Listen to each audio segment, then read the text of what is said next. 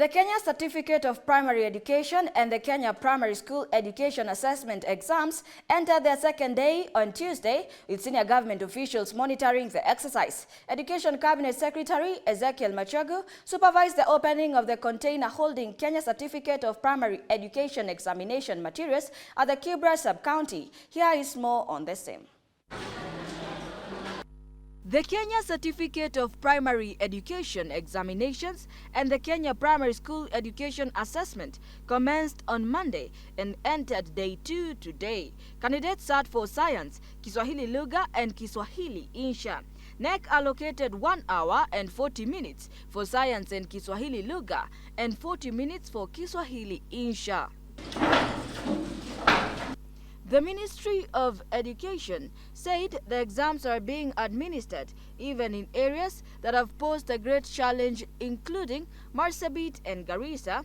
Education Principal Secretary Belio Kipsang made the remarks while supervising the opening of containers holding the Kenya Certificate of Primary Education examination materials at Gong Town. Most difficult was in Marsabit because, notwithstanding the availability of helicopters, the early part of the morning was fairly missed, which also made it difficult for the choppers to take off. But at the end of the day, we are very happy that the whole country was able to sit for the examination. On his end, Education Cabinet Secretary Ezekiel Machogu supervised the opening of the container holding the Kenya Certificate of Primary Education examination materials at the Kibra sub-county. He then proceeded to supervise the start of the exams at Olympic Primary School in Kibra constituency. We don't expect any single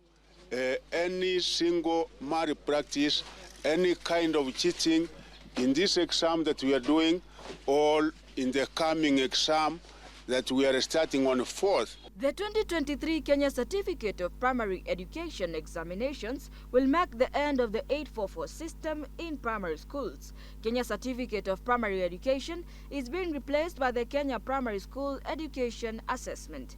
Candidates have been sitting for Kenya Certificate of Primary Education since 1985, when it was introduced to replace CPE examinations under the 7423 curriculum. Kenya Certificate of Primary Education and Kenya Certificate of Secondary Education, which are under the 844 system, are now being replaced by the competency-based curriculum, popularly known as CBC.